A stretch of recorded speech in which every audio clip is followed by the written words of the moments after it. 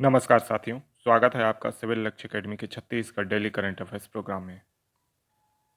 प्रदेश का पहला सौर ऊर्जा शिक्षा पार्क कहाँ बनाया जा रहा है? तो इसका सही जवाब है पाटन, दुर्ग में।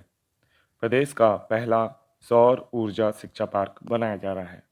इसकी लागत 9.90 करोड़ रुपए है और यह 5.68 एकड़ में बन रहा है। ठीक है, यहाँ मनोरंजन के साथ साथ बच्चों को और बड़ों को भी सौर ऊर्जा से संबंधित ज्ञान की प्राप्ति होगी। ठीक है, तो इसको याद रखना है।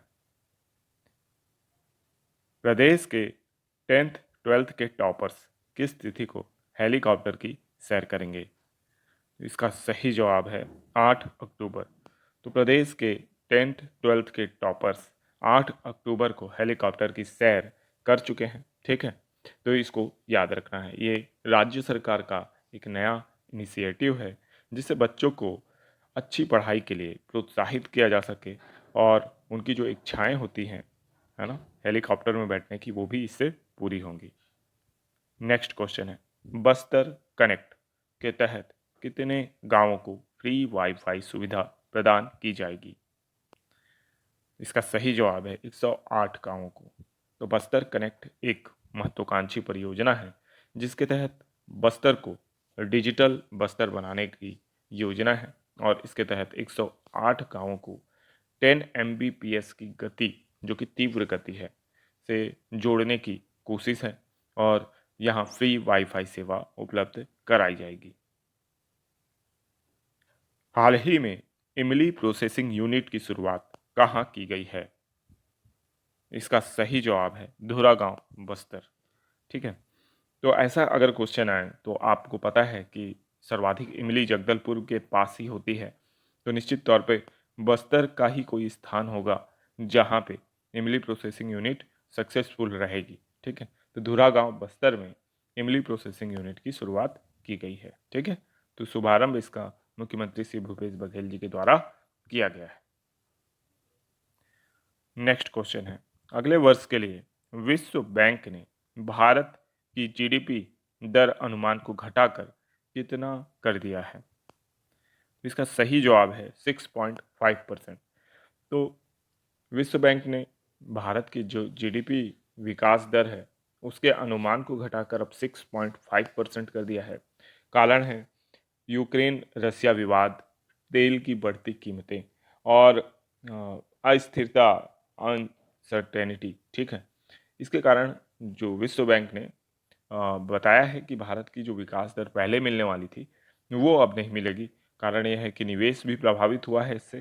तेल की कीमतों के कारण जो उद्योग व्यापार हैं उनके प्रॉफिट पे निगेटिव इम्पैक्ट आया है और जो आम जनजीवन है उसको भी इससे भारी क्षति पहुंची है। ठीक है, तो ये भी आपको याद रखना है। नोबेल शांति पुरस्कार 2022 किसे प्राप्त हुआ है? तो इसका सही जवाब है उपरोक्त सभी। एलिस बेलियास्के, जो कि बेलारूस के हैं, इनको नोबेल शांति पुरस्कार दिया गया है। वहाँ के लोकतांत्रिक समर्थक नेता हैं और बेलारूस में इस समय थोड़ा तानाशाही जैसी प्रकृति के शासक हैं। इसके अलावा दो अन्य संगठन हैं, Russian human rights organisation Memorial और Ukrainian human rights organisation centre. ठीक है, तो इन दोनों को ही क्या मिला है? नोबेल शांति पुरस्कार मिला है युद्ध काल में बेहतर यानी सुविधा प्रदान करने के लिए, ह्यूमन राइट्स की रक्षा के लिए। तो इन दोनों को ही नोबेल पुरस्कार मिला है। इस आधार पे उपरोक्त सभी इसका उत्तर होगा। नेक्स्ट क्वेश्चन है, साहित्य का नोबेल पुरस्कार 2022 किसे प्राप्त हुआ है? तो इसका सही जवाब है एनी एनाक्स। तो एनी एनाक्स को 2022 का साहित्य का नोबेल पुरस्कार प्रदान किया गया है। इन्होंने बहुत सी किताबें लिखी हैं जो कि ह्यूमन राइट्स और अच्छी बातों को बल देती हैं, इसलिए यह पुरस्कार इन्हें दिया गया है। नेक्स्ट क्वेश्चन आप लोगों के लिए है, इसका जवाब आप कमेंट बॉक्स में जरूर दीजिएगा। बाहर रैनी रस्म किससे संबंधित है? बस्तर दशहरा, हरेली, कर्मा या गोवर्धन पूजा? और अगर आप बाहर रैनी रस्म के बारे में कुछ बताना चाहें तो आंसर में जो आप कमेंट करेंगे उसमें ज़रूर बताइएगा। अब देखेंगे रिवीजन प्रश्न। पहला प्रश्न है, हाल ही में केंद्रीय मंत्रिमंडल ने छत्तीसगढ़ की कितनी जाति समुदायों को अनुसूचित जनजाति में शामिल करने की स्वीकृति दी है? तो इसका सही जवाब है 12 अनुसूचित जनजातियों को शामिल किया गया है। ठीक है, तो प्रधानमंत्री की अध्यक्षता वाली कैबिनेट मंत्रिमंडल की बैठक में, ठीक है, छत्तीसगढ़ की 12 जनजातियों को शामिल किया गया है। इसके लिए सीएम श्री भूपेश बघेल जी ने प्रधानमंत्री को पत्र लिखकर आग्रह भी किया था। तो ये जनजातियां हैं भूइयाँ, भूया, पंडो, धनुहार, गदबा, गोंड, कोंद, कोडाकू, नगेसिया, धांगड़, सावरा और बिंझिया। नेक्स्ट क्वेश्चन है, हाल ही में दुर्लभ सफेद कौवा राज्य के किस जिले में देखा गया है? तो इसका सही जवाब है बस्तर। तो हाल ही में दुर्लभ सफेद कौवा बस्तर जिले में देखा गया है। ठीक है, तो इसको भी याद रखना है आपको। नेक्स्ट क्वेश्चन है, राज्य गौ सेवा आयोग के अध्यक्ष कौन हैं? तो इसका सही जवाब है महंत राम सुंदर दास। तो महंत राम सुंदर दास राज्य गौ सेवा आयोग के अध्यक्ष हैं और गौ सेवा के क्षेत्र में राज्य में बहुत से अनूठे और अच्छे कार्य किए जा रहे हैं। नेक्स्ट क्वेश्चन है, राज्य के किस जिले में बुनियादी शिक्षा अभियान का शुभारंभ किया गया है? तो इसका सही जवाब है बस्तर। तो राज्य के बस्तर जिले में बुनियादी शिक्षा अभियान का शुभारंभ किया गया है, तो इसको भी याद रखना है। इसके अलावा बलरामपुर में साक्षरता सप्ताह है 8 सितंबर से 14 सितंबर 2022 तक मनाया गया है। साथ ही प्रदेश में स्वच्छता ही सेवा अभियान 15 सितंबर से 2 अक्टूबर तक मनाया जा रहा है। नेक्स्ट क्वेश्चन है, छत्तीसगढ़ में विधायकों को हर माह कितना वेतन प्राप्त होगा? तो इसका सही जवाब है 1,60,000 रुपये।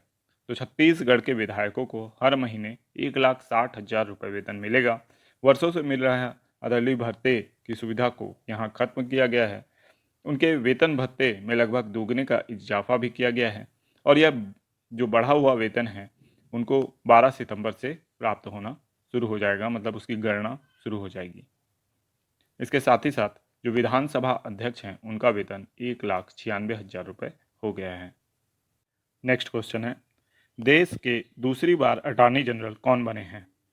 तो इसका सही जवाब है मुकुल रोहतगी। तो मुकुल रोहतगी देश की दूसरी बार अटॉर्नी जनरल बने हैं। 1 अक्टूबर से अपना दूसरा कार्यकाल शुरू करेंगे। इससे पहले 14वें अटॉर्नी जनरल थे ये। और जो के वेणुगोपाल हैं वर्तमान अटॉर्नी जनरल, इनका कार्यकाल जो है वो समाप्त होने वाला है। ठीक है, नेक्स्ट क्वेश्चन है, अभियंता दिवस कब मनाया जाता है? तो इसका सही जवाब है 15 सितंबर को।